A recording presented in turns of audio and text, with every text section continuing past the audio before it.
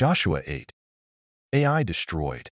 Then the Lord said to Joshua, "Do not be afraid. Do not be discouraged. Take the whole army with you, and go up and attack Ai.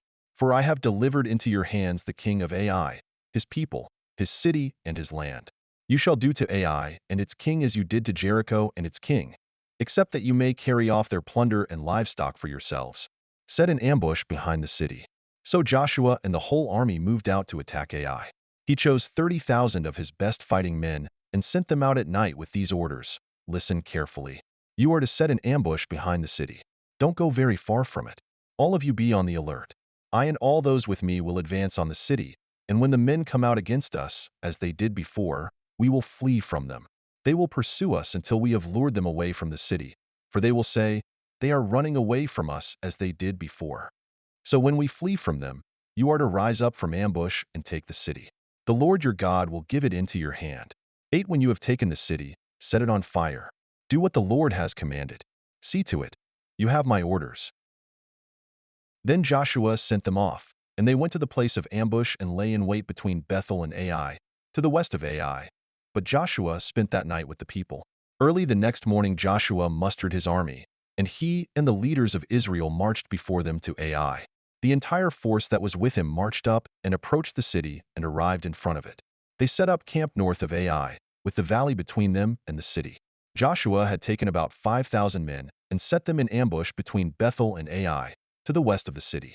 So the soldiers took up their positions, with the main camp to the north of the city and the ambush to the west of it. That night Joshua went into the valley.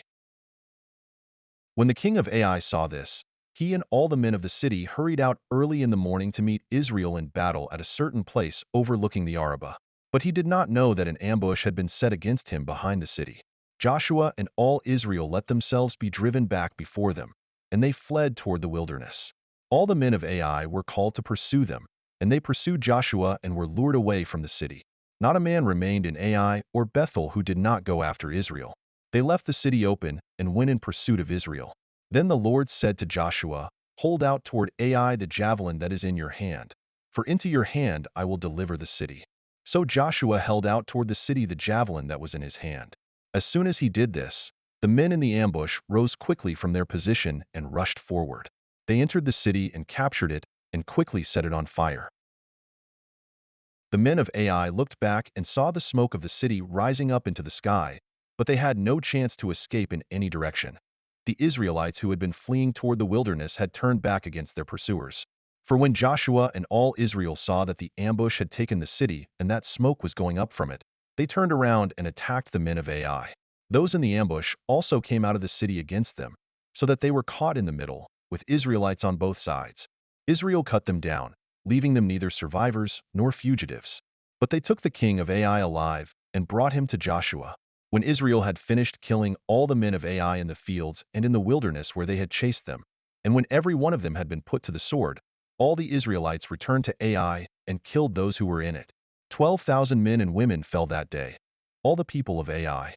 For Joshua did not draw back the hand that held out his javelin until he had destroyed all who lived in Ai. But Israel did carry off for themselves the livestock and plunder of this city, as the Lord had instructed Joshua. So Joshua burned Ai and made it a permanent heap of ruins, a desolate place to this day. He impaled the body of the king of Ai on a pole and left it there until evening.